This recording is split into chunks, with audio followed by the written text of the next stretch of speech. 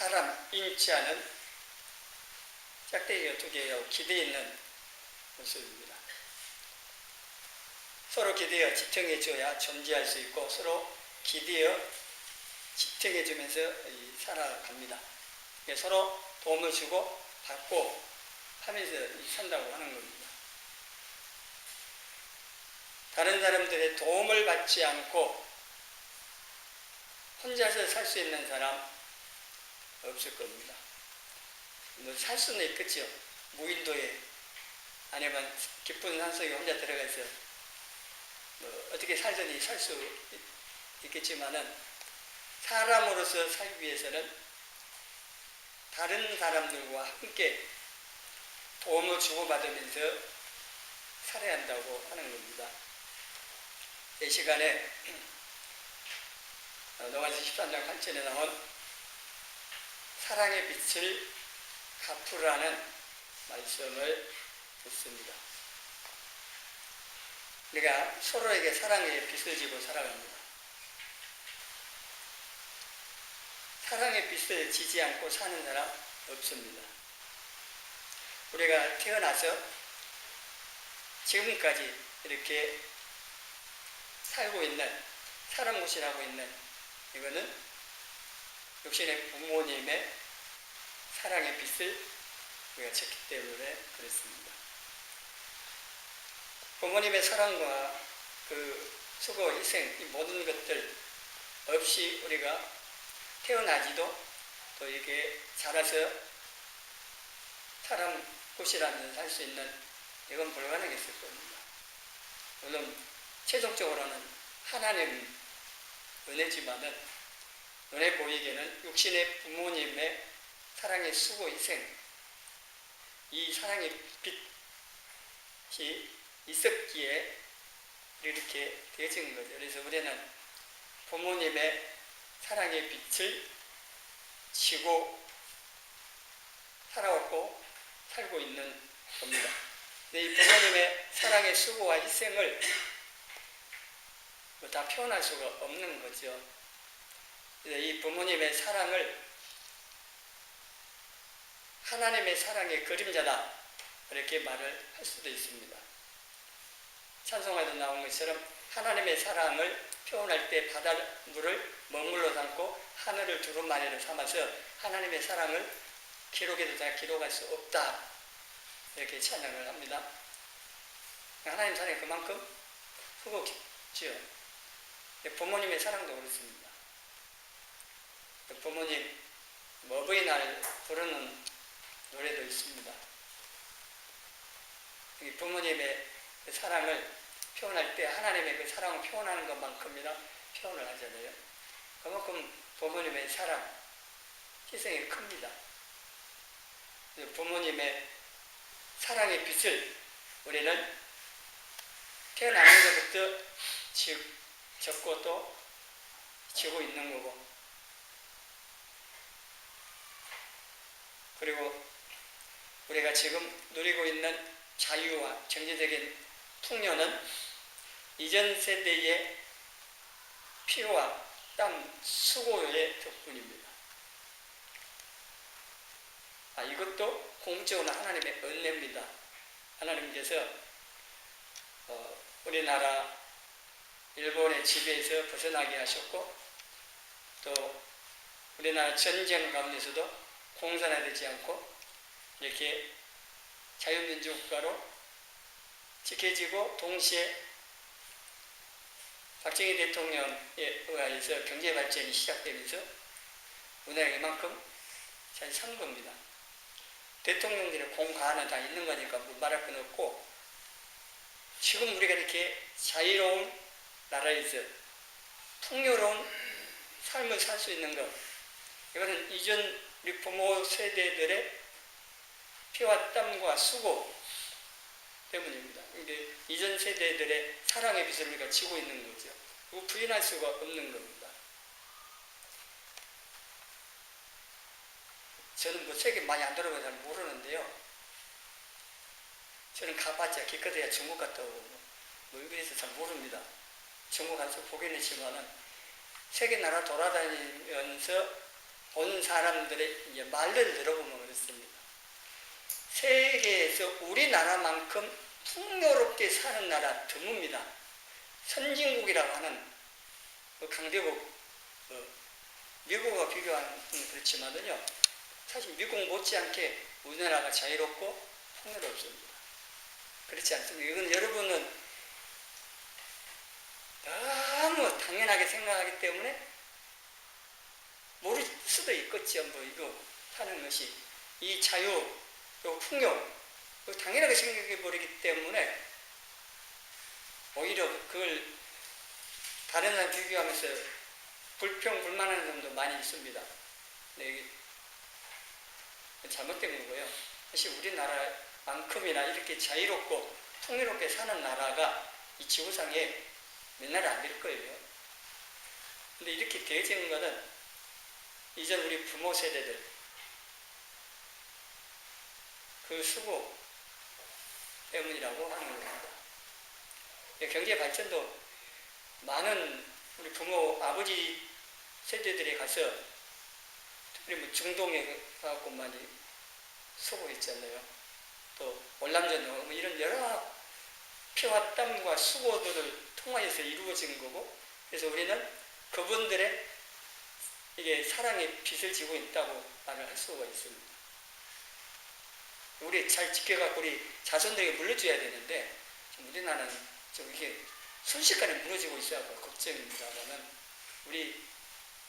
우리가 다시 피와 땀과 수고를 해서 이 자유와 풍요를 우리만 누리고 끝나는 게 아니라 우리 자손들에게 물려줘야 됩니다. 물론 또 중요한 게 신앙의 유산을 물려주는 거죠. 말할 것도 없지만은 이 자유와 또 이 풍요로운 삶을 잘 또 가꾸고 지켜서 물려줘야 한다고 하는 겁니다.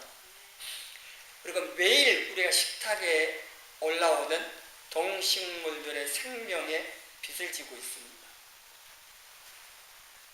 그렇지 않아요? 우리가 먹고 있는 거 그러잖아요. 고기면은 동물이잖아요. 나머지 뭐 식물일 텐데 그 생명을 우리가 먹습니다. 그래서 이 육신의 생명을 유지하는데 그것도 빚을 지고 있다고 볼 수가 있습니다. 우리가 사는 것 자체가요, 사랑의 빚을 지고 있는 거죠. 구원은 더 말할 필요가 없습니다. 예수님의 희생으로 우리가 구원받았으니 하나님께 갚을 수 없는 사랑의 빚을 진 거지요. 그래서 신앙이라고 하는 것은 여러 가지 내용이 있습니다만은 그 중에 한 가지가 내가 빚진 자라고 하는 것을 아는 겁니다. 방금 말씀드린 우리 부모님들에게, 우리 앞 세대들에게, 또 우리 이웃들에게, 또 자연에게, 더 나아가서 하나님께 빚졌다고 하는 사실을 알고 사는 것, 이게 신앙인 또 신앙생활에 있어서의 중요한 내용이기도 합니다. 이거 알고 모르고는요, 사는 모습이 달라져 버립니다. 사도 바울은 복음의 빚진 자로서 모든 사람들에게 빚을 갚겠다 하는데, 복음의 빚을 갚기 위해서 이렇게 로마서 1장 14절에 말씀을 합니다. 헬라니 야마인, 지혜 있는 자, 어리석은 게 모든 사람들에게 내가 빚진 자라고 말합니다. 여기 빚진 자라고 할 때는 복음의 빚을 말합니다. 그래서 모든 사람들에게 이 복음 전하는 일을 위해서 사도행전 20장 24절에 고백하고 있는 것처럼 자기 생명도 조금도 아끼지 않고 하나님 맡겨서 은혜 복음 전하는 일을 다 한 거죠. 우리도 복음에 비친 자들입니다. 우리가 구원받은 이거는 누군가가 기도했고 누군가가 복음을 전했고 그것들을 통해 성령님 역사하심으로 우리가 구원받은 거 아닙니까? 복음에 비친 자입니다. 우리도 선교사님들이 우리나라에 복음을 전해줘서 복음이 전파되어 우리에게까지 왔고, 우리가 복음의 빚을 졌으니 또 갚아야 됩니다. 그래서 우리나라도 많은 나라에 선교사를 파송해서 이 복음의 빚을 갖고 있는 겁니다. 미국 다음으로 선교사를 많이 파송한 나라입니다. 복음의 빚을 갚아야 하는 것이 오늘 우리 교회의 하나의 사명이고 또 주어진 가장 큰 일이라 할 수가 있습니다. 그래서 우리는 있는 곳에서 사랑의 빛을 갚으며 살아야 합니다. 사람마다 좀 다릅니다만은 저는 빚을 지고 못 사는 편입니다. 빚을 아예 안 지려고 그럽니다. 가능한 거는. 네. 어떤 사람은 빚을 지면서도 전혀 부담 없는 사람이 있어요. 근데 어떤 사람은 빚 지고는 못 사는 사람이 있어요. 잠을 못 자요. 빚을 갚아야 돼요. 근데 빚은 갚아야 되죠. 여러분은 빚을 안 져봐서 모르시겠습니까? 빚을 지신 분은요, 갚아야 하는 게 정상입니다. 근데 오늘 말씀에는 사랑의 빚 외에는 다른 빚은 지지 말라고 말씀합니다. 어쩔 수 없이 빚을 지는 경우도 있습니다. 우리 육신 입고 살다 보면은 우리 뜻대로 안 되잖아요. 예상 밖의 일들도 생기고 그러다 보면은 경제적인 빚을 질 수도 있고 또 다른 사람 도움을 받지요. 근데 여기 강조하고 있는 게 사랑의 빚 위에는 지지 말라고 말씀을 하고 있습니다. 그러면 사랑의 빚은 질 수 있다는 얘기입니다. 우리는 이웃과 이전 세대와 그리고 우리 사회, 자연, 또 나아가서 하나님께 빚을 지고 있습니다. 이게 산다고 하는 것 자체가 사랑의 빚을 지는 겁니다. 왜냐하면 이거 없이는 우리가 사는 게 어렵기 때문에 이 사랑의 빚을 서로 주고받고 하면서 사는데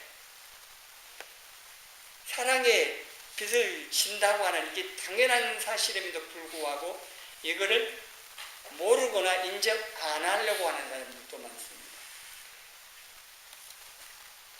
자기는 뭐 하늘에서 똑 떨어졌습니까? 누구의 도움도 받지 않고 스스로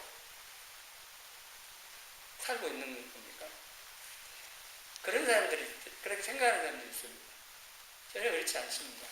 그럼에도 불구하고 자기는 사랑의 빚, 누구에게 도움도 받지 않았다고 생각하는 사람들. 그래서 이 사랑의 빚을 졌다고 생각 안 하니까 빚을 갚으려고도 안 하겠죠.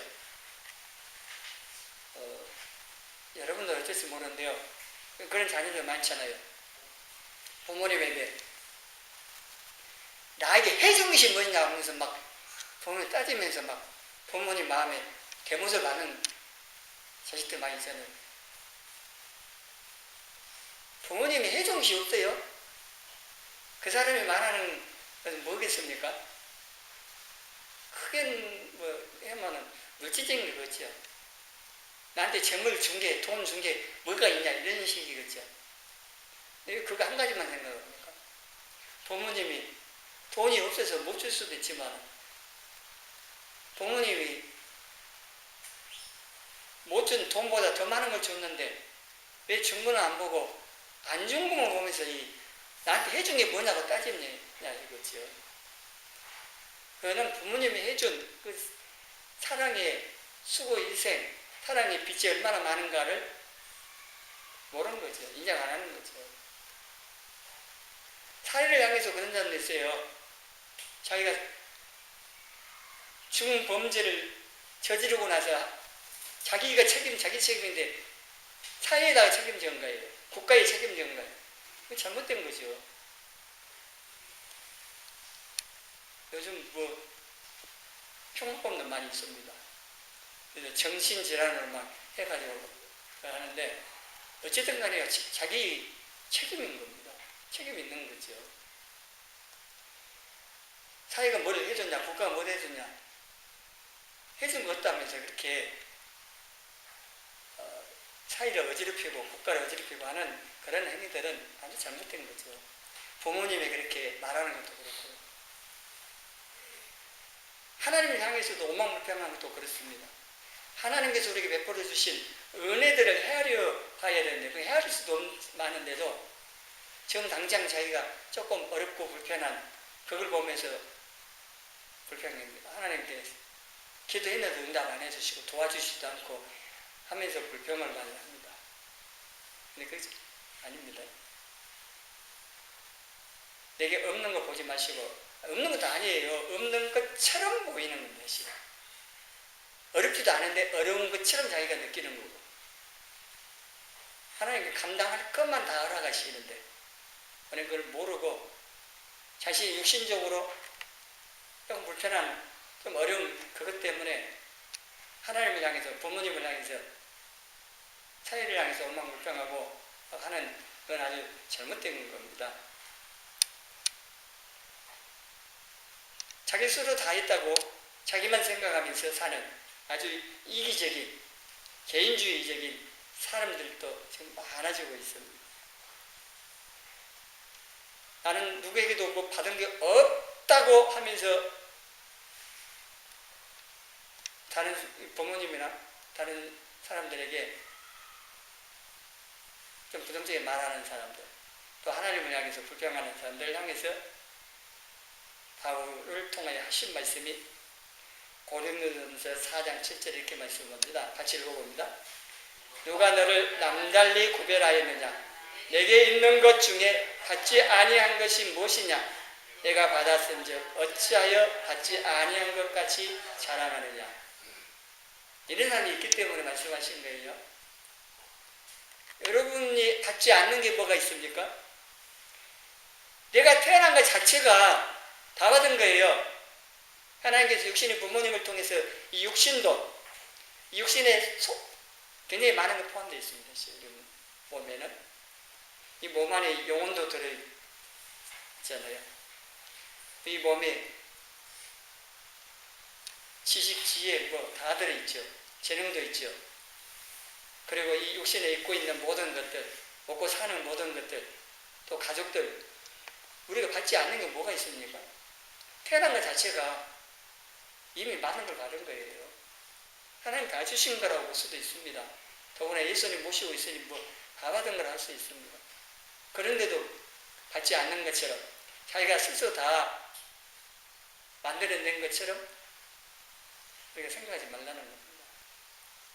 내가 다 받았기 때문에 주신 하나님께, 부모님께 마땅히 감사하고 보답해야 되는 거죠.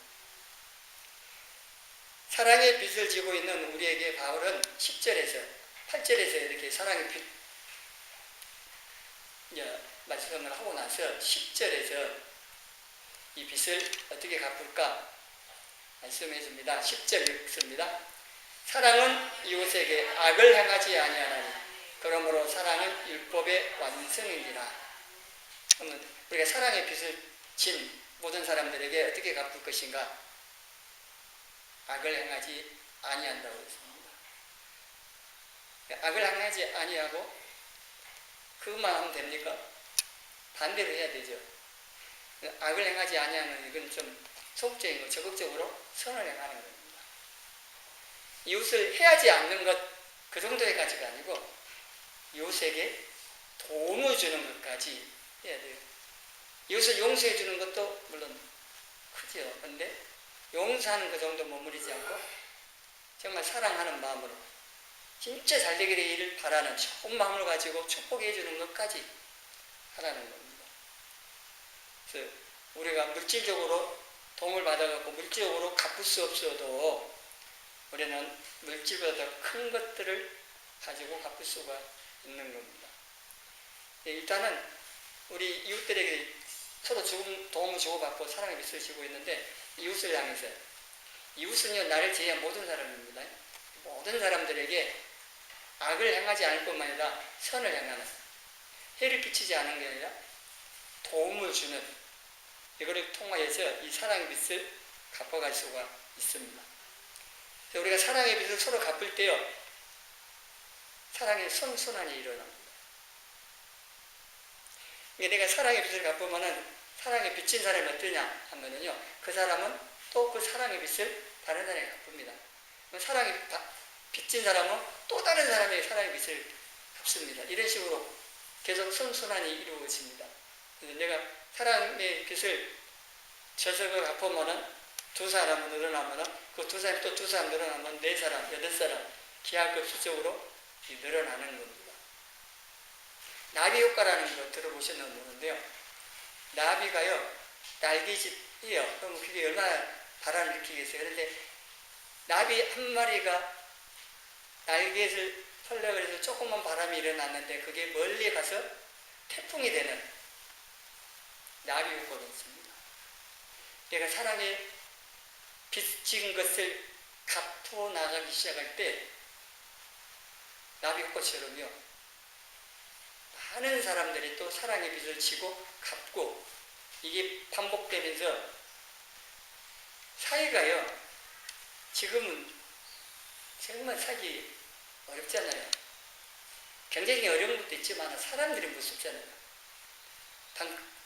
방거리 할 때 귀신은 무서운 게 아니라, 귀신이 무서운 게 아니에요. 사람이 무섭대요, 사람이. 사이가 그러고 있습니다. 우리나라 굉장히 이 치안이 잘 되어 있는데도 불구하고 사람이 무서운 세상이 있습니다.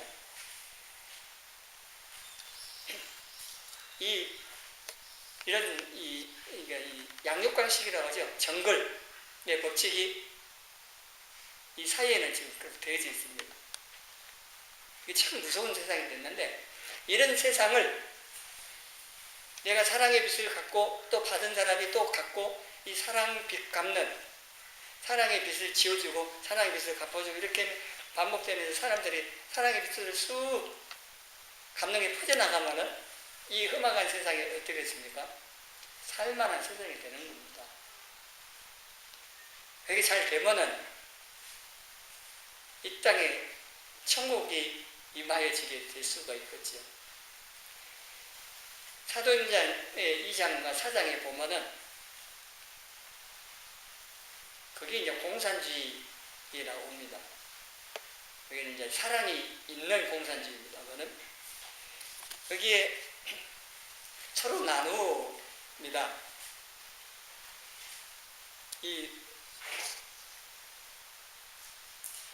어떻게 그것이 이루어졌냐면, 성령 강림하시고 모든 그 성도들이 성령이 충만함을, 성령이 다스림을 받고 다 예수님 마음 한 마음이 된 거예요. 그러니까 한 가족으로서, 한 지체로서 재물이 있는 사람은 내놓아서 다 나누어 사용하는, 공산주의라죠, 이게. 이 것들이 이루어져서 초대교회는요, 거기에 이제 천국이 이루어졌다고 말할 수도 있습니다. 오늘날 교회에 모든 성도들이 성령 충만한, 성령의 지배를 받고 예수님 마음으로 하나 딱 되면은요, 오늘날에도 초대교회에 일어난 일이 또 일어나게 될 겁니다. 근데 이게 우리가 이렇게 서로 사랑으로 돕는 일, 또 용서하고 섬기고 살리고 하는 예수님 마음을 가지고 이렇게 하면은 가능한 거죠. 근데 모든 성도들이 그러냐? 그게 안 되기 때문에 우리 지금 오늘날 교회에서 안 일어나고 있는 것 뿐이죠. 그리고 이 사랑의 빛 외에는 다른 빛은 지지 말라고 했습니다. 여러분, 사랑의 빛은 질 수 있는 겁니다. 그 사랑의 빛이 여러 가지 형태로 우리가 도움을 받습니다. 그렇기 때문에 우리가 한 영적으로, 가족으로, 지체로서 서로 돕는, 사랑으로 돕는 이 사랑의 빛을 부담스러워하고 그 받는 거를, 돈 받는 것을 부끄러워하고 해서 안 받으려고 하는, 또 그럴 필요도 없다고 하는 겁니다. 우리가 서로 한 몸을 이루고 있는 지체로서 돕는 건 당연한 겁니다. 비록 육신의 피로, 신경으로 연결되어 있지도 않고 또 육신의 가족은 아닐지라도 영원히 함께 살 주님의 몸을 이루고 있는 영적으로 한 가족이고 지체로서 육신의 형제들 이상으로 우리가 서로 돕는, 또 이 땅에서부터 사랑으로 이렇게 숨기는, 이게 이루어져야 돼요. 그래 천국까지 그게 또 계속되는 거지. 이 땅에서는 아무리 육신의 피를 나눈 뭐 형제가 아니라고, 남남이라고, 그렇게 교회 안에서 그렇게 해버리면은요, 안 되는 거죠. 육신의 형제보다 사실은 우리 영적인 형제들, 우리 가족들, 우리 성도들이 훨씬 더 중요하다고 볼 수도 있는 거죠. 왜냐하면 육신의 형제 세상 살 때뿐이잖아요. 몇십 년. 근데 우리 성도들은 영원히 함께 살 사람들입니다. 그렇기 때문에 서로 돕는 것은 좋게 당연하고 또 중요한 거고, 하나님께서 그걸 또 원하시기도 하는 겁니다. 이 교회 안에서부터 사랑의 이 빛을 지고 갖고 하는, 서로 사랑으로 돕고 도움을 받고 섬기고 하는, 이거 마땅히 해야 되고 또 훈련도 해야 되고, 그래서 교회 안에서부터 이 사랑의 공동체로서 딱 하나가 딱 되어져서 교회를 세워가고, 그게 이제 교회 밖 모든 이웃들에게 전달되는 이 일이 있어야 한다고 하는 겁니다. 우리는 많은 이웃들과 부모님들, 가족들, 자연과 하나님께 사랑의 빛을 지고 살고 있습니다. 제가 이 말씀을 들으면서요, 한번 생각을 해보세요. 과연 나는 이렇게 사랑의 빛을, 도움을 받은 분들을 내가 얼마나 생각하고 감사하고 표현을 했는지.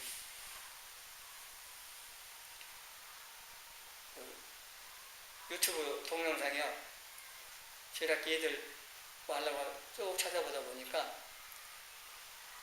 도덕 선생님 숙제를 내줬다네요. 하루에 한 가지씩 부모님 칭찬하기 30가지를 하라고 했대요. 그러니까 이 숙제니까 어쩔 수 없이 하긴 하는데 이게 참 어려웠나 봐요. 우리도 그러잖아요. 여러분도 그럴 거예요. 부모님에게 칭찬한다. 어려웠죠. 부모님이 칭찬했지, 내가 부모님을 칭찬해? 이런 거 했는데 어려운 거죠. 표현하기도 어렵고, 또 부모님 칭찬이 뭐건가 이것도 그렇고. 근데 하다 보니까요, 반응도 이제 여러 가지입니다. 갑자기 부모님에게 자녀가 뭐 칭찬하니까 반응이, 부모님 반응도 그렇게 나는데, 또 다른 내용도 보니까 또 그렇더라고요. 부모님 사랑한다고 전화하라고 하니까, 직장에서 말입니다. 그러니까 전화 받은 부모님들이 반응이 또 그래요. 뭔 일이냐, 뭐 잘못 먹었냐, 뭐 이런 나오잖아요. 이 칭찬하기도 참 어려운 거예요. 그런데 부모님 칭찬할 거 없어갖고 이제 관찰을 해요. 부모님 자세히 이제 보는 거예요. 칭찬이 뭐가 있는가. 그러다 보니까 그동안에 전혀 부모님들에 대해서 몰랐던 그것들을 발견하면서요, 다시 자녀들이 부모님에 대해서 알아가고 칭찬을 하나하나 하고 돼가고, 근데 부모님 가운데는 그 칭찬하는 소리 듣고 울었다고 하는 그런 내용 나오더라고요. 근데 우리가 도움 받은 분들의 그 도움에 대해서 정말 감사하고, 그에 대해서 반응을 보여줘. 마땅하게, 바르게 감사를 드리고, 또 사랑하는 표현도 해야 되고 그러는데, 글쎄요, 우리가 그걸 보고 자란 것이 없어서 그러는지, 저도 그렇고 경상도 남자들 표현 안 한다고 그러죠. 그렇게 보고 자라서 그런지 모르지만은요, 표현하는 것이 필요로 하다는 겁니다. 저도 잘 못합니다. 참 어렵고 그러는데, 가르쳐야 되죠. 보여서. 그런데, 그래서 우리가 도움을 받은 분들에 대해서요, 그분에게 내가 또 사랑에 이렇게 갚는 그런 것도 해야 되지만은, 그래 못하더라도 다른 이웃들에게, 다른 분들에게 내 사랑을 전달하는, 사랑의 빛을 갚는 이것은 해야 된다고 하는 겁니다. 그래서 도움이 필요한 이웃들에게 우리가 사랑으로 돕고 섬김을 통해서 이 사랑의 빛을 갚으면서 사는 저와 여러분이 되어지기를 주님의 이름으로 축원합니다.